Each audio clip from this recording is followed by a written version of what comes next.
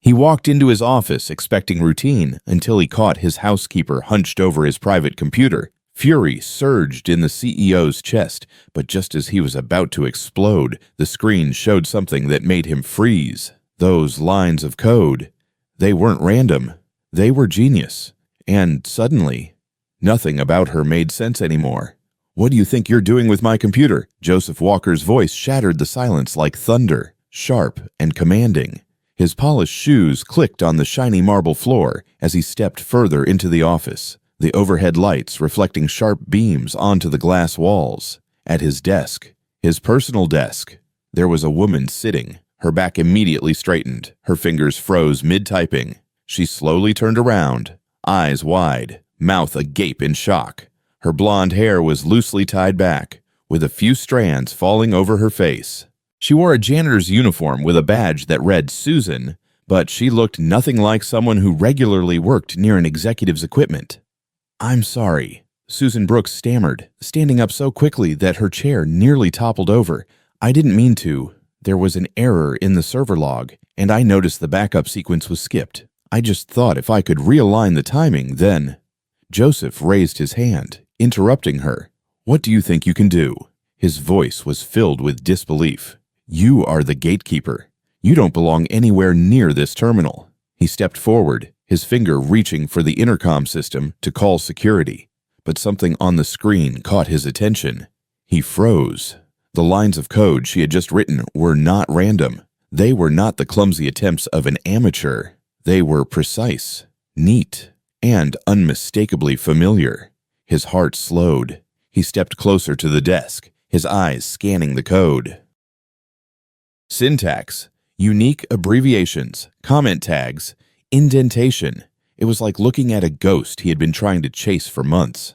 These lines were not only well written, but were exactly the structure used by the anonymous developer who saved his company from collapse 6 months ago. The security vulnerability that nearly destroyed Walker had been patched with a last-minute fix emailed by someone claiming to be SB. Then they disappeared and, to this day, have not revealed their identity. "Did you write this?" he asked, but the anger in his voice had faded into something else, closer to skepticism. Susan's cheeks flushed as she nodded slowly.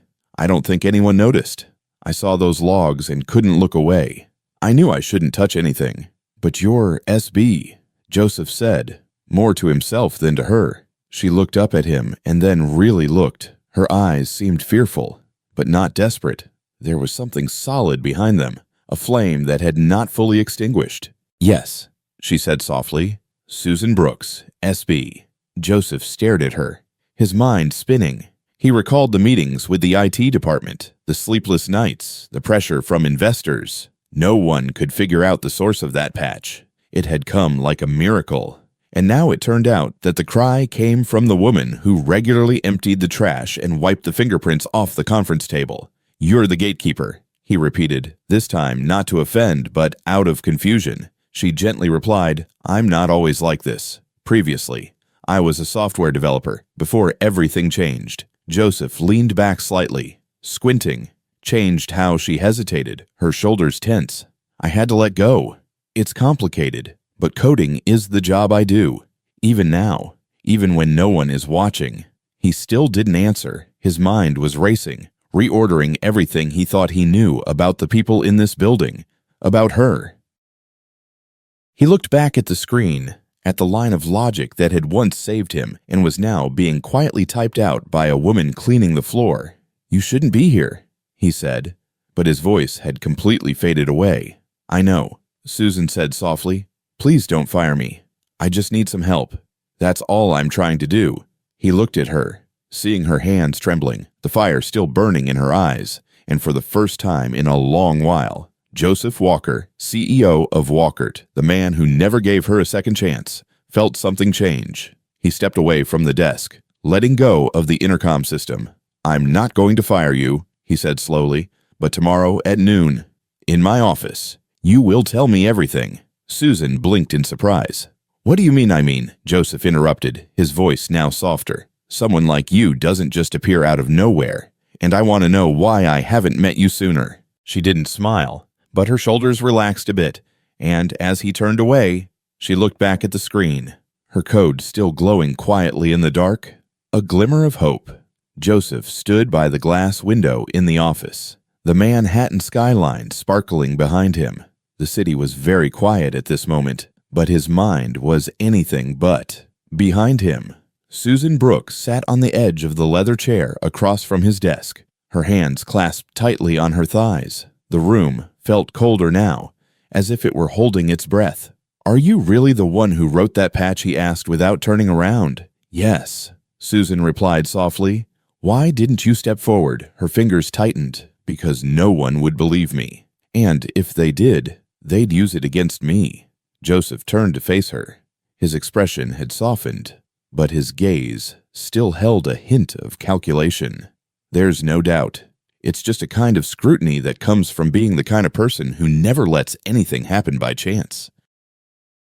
"Explain," he said, arms crossed. Susan looked up at him, her bright blue eyes, although her voice was slightly shaky at first.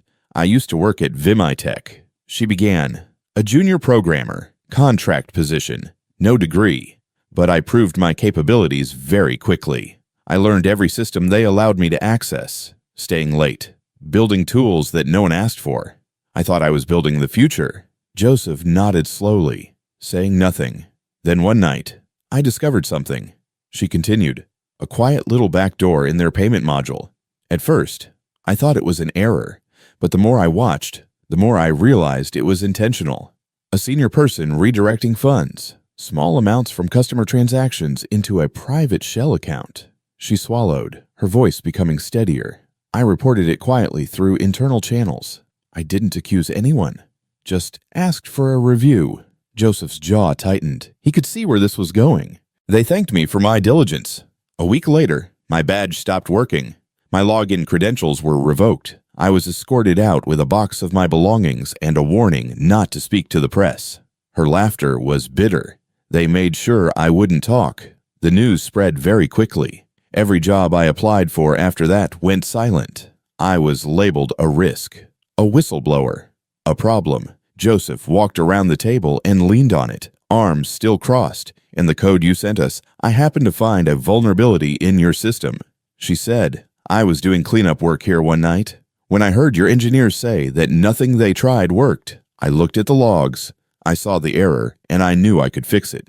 So I did it from a public terminal using a disposable email. I didn't want credit. I just couldn't watch another company collapse when I knew how to prevent it." Her voice choked on the last sentence. She looked down at her hands, but when she looked up again, her eyes were filled, not with regret, but with fire. "No one believes a person like me could actually write code," she said. "So, I still kept a low profile, but I never stopped building." The silence between them lingered. Joseph stared at her, his thoughts racing. This woman, this gatekeeper, outsmarted a billion-dollar company, and then quietly rescued another company without asking for anything in return. She was blacklisted, not for incompetence, but for integrity, and he had walked past her in the hallway for months without noticing her. He felt a strange twist in his chest, part guilt, part awe. "How long have you been working here?" he asked softly. 4 months, Susan said, "and I never thought to tell anyone who I was." "I have a son," she replied. "He's 6 years old. I can't risk losing this job. I need to survive." Joseph exhaled slowly, the weight of her story pressing down on him. "You don't deserve to be mopping floors," he finally said. She smiled weakly. "Tell that to the people who blacklisted me." "No," Joseph said, shaking his head. "They were wrong, and I was blind." She looked at him, surprised. He stood up straight, his voice resolute. "Tomorrow we will start anew. Not just a meeting, but a blank slate. I want to see what else you've built, what you are capable of. Not as a gatekeeper, but as an engineer who saved this company." Susan blinked, clearly taken aback. "Are you serious?" "I'm serious," he said. "And I'm sorry it took me so long to meet you, for the first time in a long while." She allowed herself to smile. Small, cautious, but real. It wasn't redemption, not yet, but it was a beginning. The cafe was in a quiet corner of Brooklyn, nestled under ivy-covered bricks, a place that smelled of old wood and fresh espresso. Joseph chose this place for its privacy.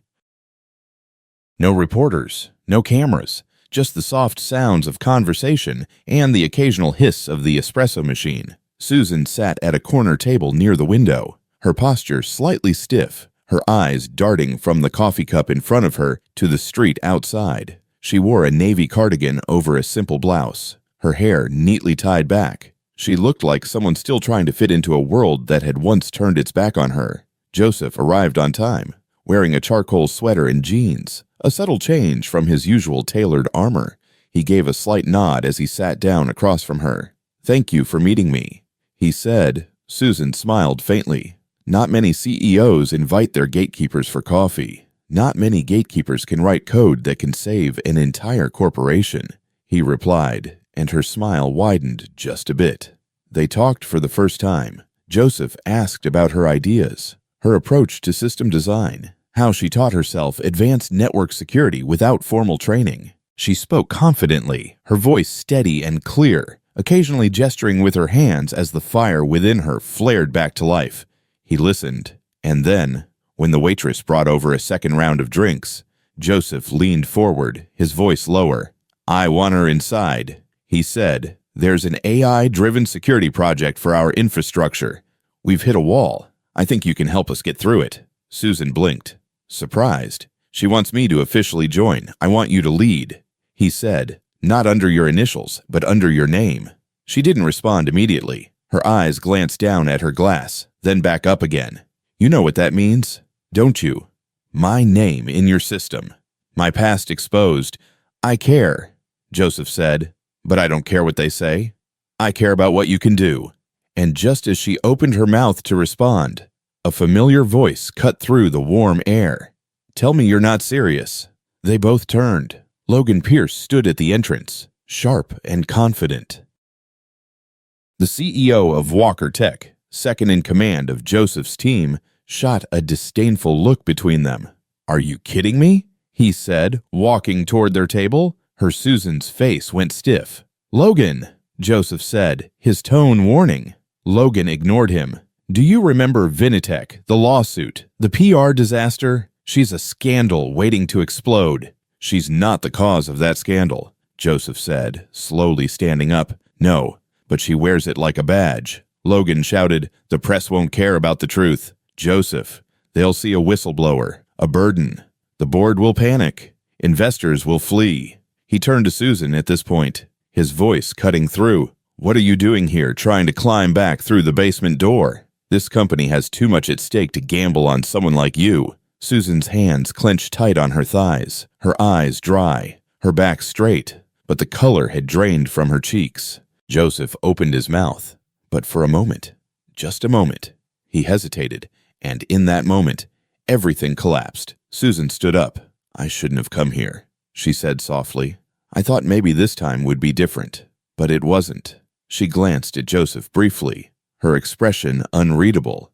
"Thanks for the coffee." She walked past Logan without saying a word, her heels silent on the hardwood floor. Joseph watched her go, a knot tightening in his chest. He turned back to Logan. "You shouldn't be here," he said, his voice low.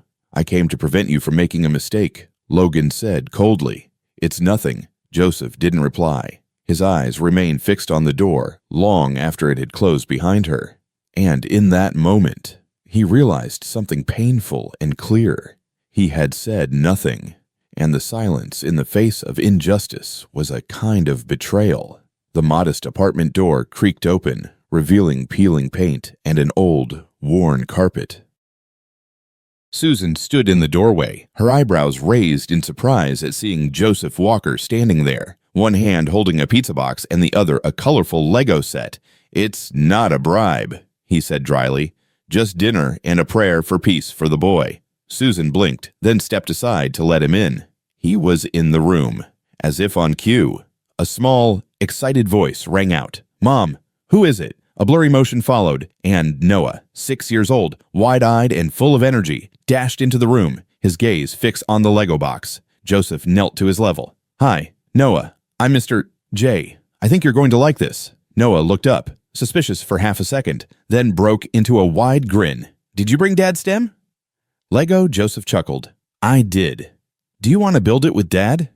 "Yes." Within minutes, they were both sitting cross-legged on the living room carpet, Lego pieces scattered everywhere. Joseph carefully followed Noah's chaotic instructions as the boy enthusiastically recounted the process of building a spaceship lab battle base for dragons. From the kitchen, Susan quietly watched as she prepared a simple dinner. Her hands moved automatically while her eyes remained on the scene in the living room. Joseph laughed at one of Noah's jokes, then proudly held up a crooked rocket. Noah laughed so hard he snorted. Susan's eyes softened. Her voice was barely a whisper. He hasn't laughed like that in months. Joseph looked up and caught her gaze from across the room. He wasn't smiling, but there was something warm in his eyes. Calm. Present. A simple dinner. Grilled cheese and slices of apple.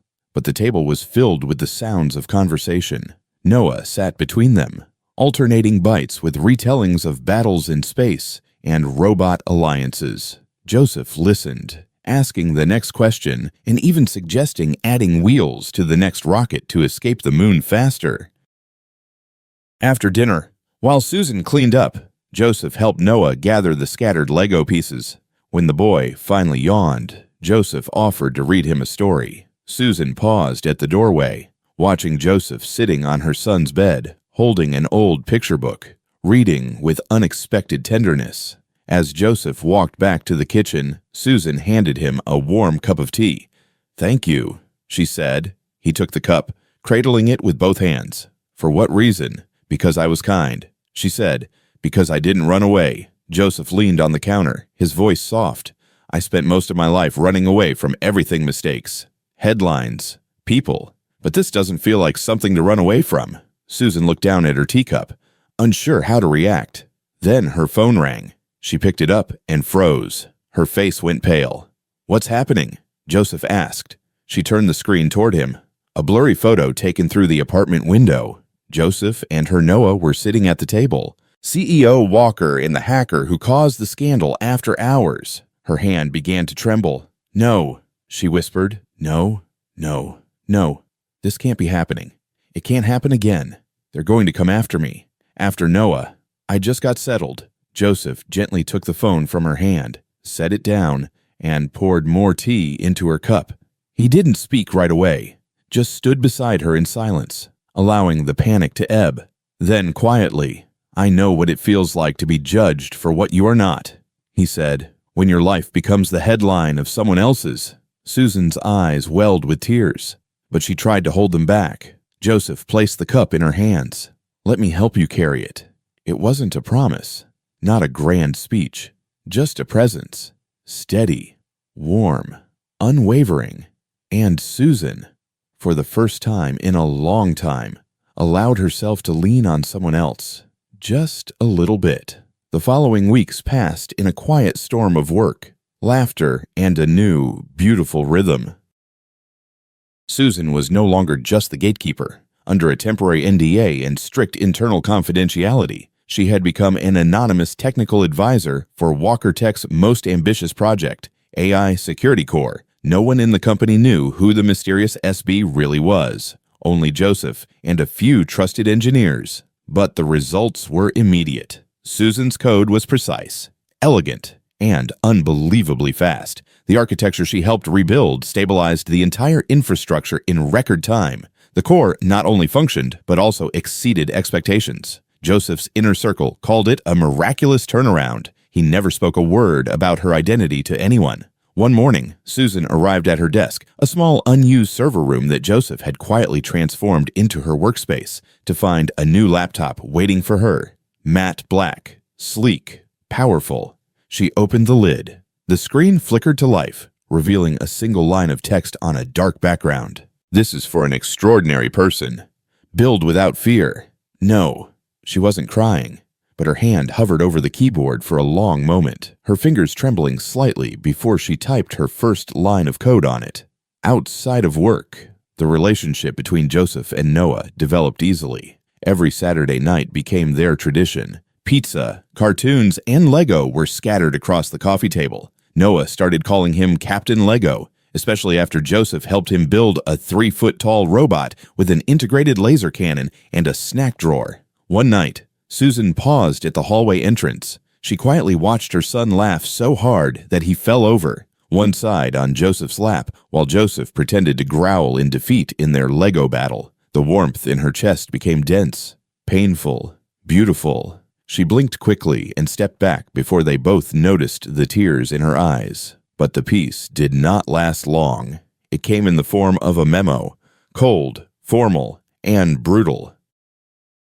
Susan was being summoned to a clarifying meeting with the Walker Tech Board. Logan Pierce had quietly submitted a background report on her. Everything about her past at Vinitech, the whistleblower incident, the blacklist, the scandal. Joseph discovered it 30 minutes after the summons was issued.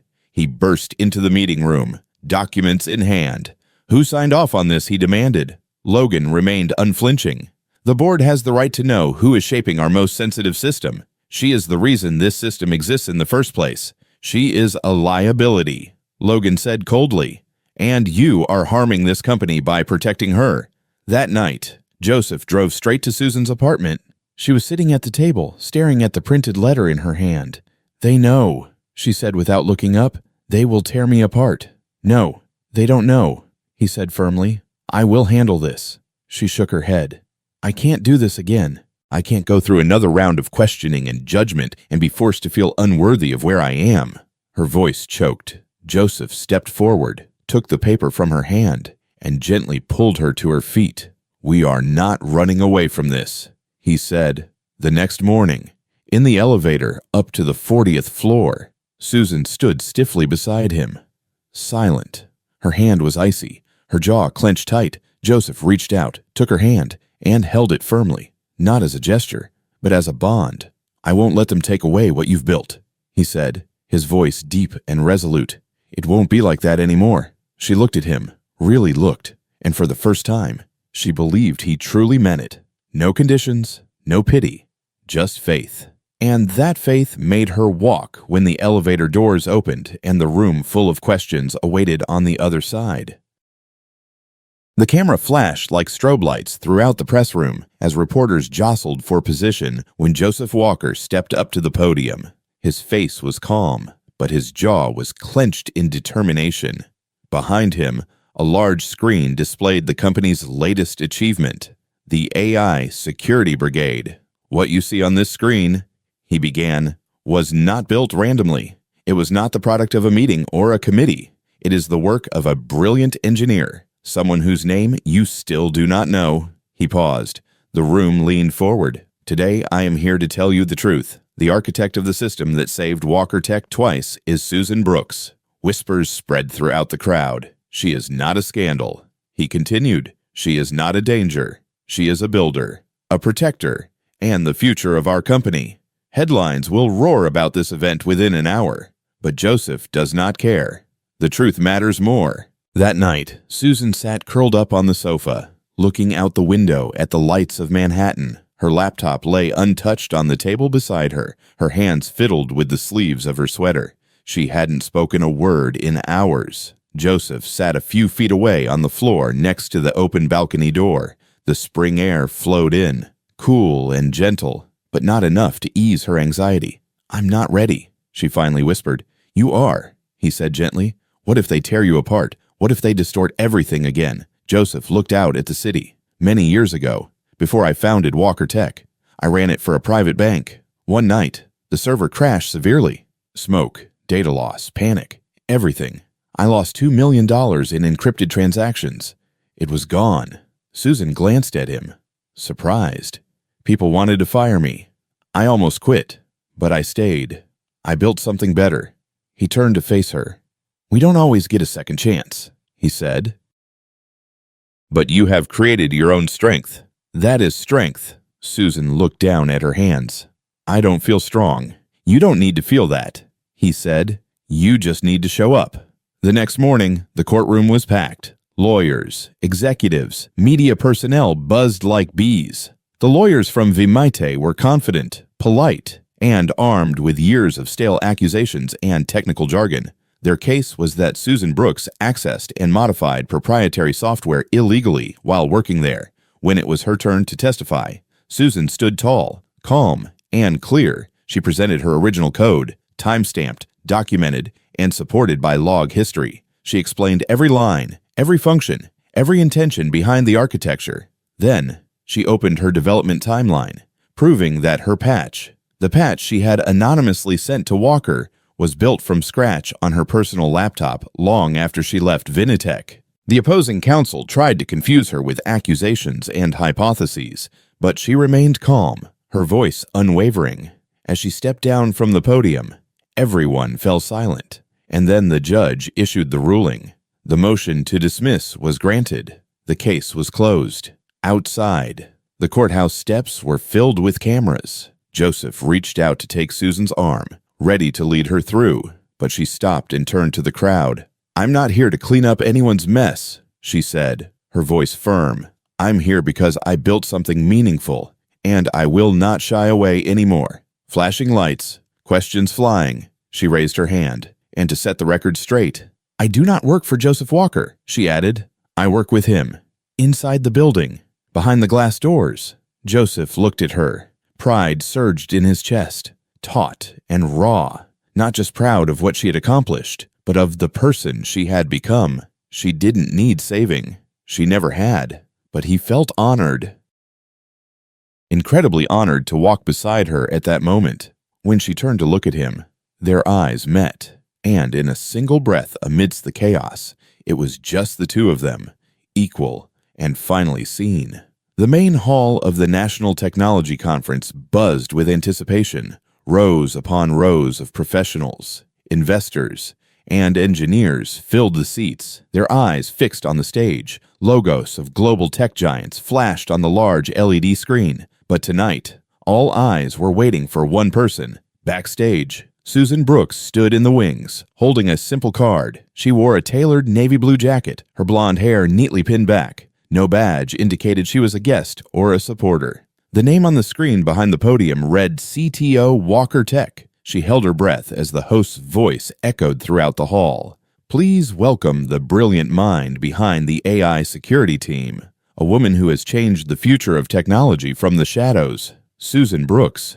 Applause erupted. She stepped onto the stage, not with flamboyance, but with quiet confidence, the sound of her heels clicking steadily as she approached the microphone. She paused, gazing into the sea of faces, and smiled. "I never imagined I would be here," she began, "not because I doubted my work, but because I've been told time and again that someone like me doesn't deserve it." She was silent for a moment. "I used to be a gatekeeper, not in the metaphorical sense, but in the literal sense. I cleaned the offices of the very people whose systems I knew I could improve. I'm not invisible because I have nothing to offer.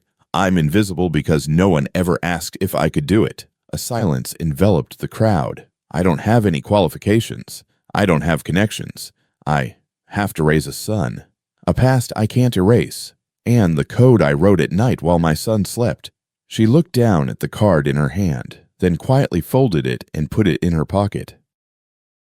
"I build in silence, but I never stop building." Her voice grew stronger. "And today, I stand here not as a symbol, not as an exception, but as proof that intelligence doesn't come with a title, and courage doesn't wait for permission." A pause. "Talent has no title. Courage doesn't need permission." In a heartbeat, no one moved. Then the whole room stood up. The applause was thunderous. People clapped and cheered. Some even wiped their eyes. The titles would come quickly. The invisible engineer had changed the game. But in that moment, Susan wasn't thinking about the news cycle or tech blogs. She was thinking about the woman she used to be and the boy waiting for her backstage. An hour later, Susan walked through the quiet hallway behind the main stage. She passed by bouquets, handshakes, and congratulations. Finally, she entered the private lounge, where Joseph was sitting on the couch, his jacket draped over his shoulders and in his hands. Noah was sound asleep, curled up on his chest, a half-finished juice box still clutched in a small hand. Joseph looked up as she entered. He didn't say a word, just smiled. Susan slowly crossed the room, her heels no longer clicking. They made hardly any sound. She stopped beside him, looking down at the man who had waited, holding tight. "Stay." Then gently, she placed a hand on his shoulder. Her eyes were soft, full of emotion. You stayed the whole time. She whispered. I wouldn't miss it for anything. He whispered, careful not to wake the boy. She nodded, then sat down next to him. Close. No need to say anything more after that. Not tonight. The leaves in Central Park had turned yellow and fiery. The crisp autumn air rustled through the treetops, scattering little patches of color along the winding path. The sun sets low on the horizon, casting a golden hue over everything it touches. Joseph Walker stood at the edge of a quiet open space, hands on his hips, a mischievous smile playing at the corners of his mouth. Are you sure about this? You, he asked. Noah, wearing a puffy red jacket and bursting with uncontrollable energy, jumped up on the spot. Oh, 100%, the boy shouted. The first one to the bench wins. Joseph glanced at the nearby bench where Susan was sitting, watching them, arms crossed, smiling. Okay, Joseph said. On your marks. Get set. Go. Noah took off like a rocket. Joseph ran after him, just barely keeping up. He slowed down a bit when Noah looked back, then exaggerated his stumble over a patch of leaves. Noah yelled with delight as he reached the first bench and turned back triumphantly. I won. I'm the fastest. Joseph, dramatically out of breath, collapsed onto the grass beside the path. The fastest engineer in the city, he declared, raising his hands in surrender. Susan laughed, a genuine laugh ringing out as she sat on the bench, her cheeks flushed from the wind. Noah hurried over to Joseph and plopped down beside him, both of them laughing. Finally, Joseph got up and brushed the leaves off his jacket. He walked over to Susan and extended his hand. She looked up at him and took it without hesitation. Noah ran quickly down the path, spinning under the tree canopies, while Joseph and Susan walked hand in hand behind him, taking light, leisurely steps. Susan glanced at him. I used to think there was no place in this world for someone like me, she said softly. Joseph squeezed her hand. Then, you write your own place into it. She smiled. Her heart filled not just with love, but also with peace, connection, finally being seen for who she truly was. And knowing that was enough. They continued walking until the light began to fade. 3 figures in the amber light, a cheerful boy bouncing ahead, and 2 people who had endured fire, judgment, and fear. Together they became stronger. A family not defined by titles or moments, but by choices. And finally, the story had a beginning. Sometimes the strongest people are the ones no one notices until they rewrite the rules.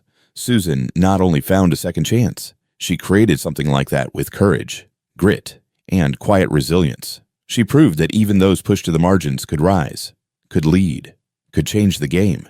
And Joseph, he not only saw her, he stood with her, because true love is not about rescue, but acknowledgement. This story reminds us that brilliance can come from the most unexpected places.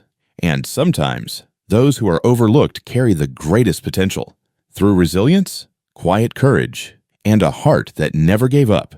She didn't just prove her worth, she redefined what it means to be seen. It's not just a tale of talent, it's a story about giving someone a chance to shine. If this journey moved you, show your support for her because people like her often walk alone until someone believes in them. What she needs now isn't just recognition, but real opportunities to grow, thrive, and inspire others. Maybe she's just getting started. So what would you do next if you were in her shoes, if her story touched your heart? Don't keep it to yourself. Share it with someone who needs a reminder that quiet strength matters. And if you want to see more stories that stir your soul and restore your faith in people, subscribe to Touching Tales Hub.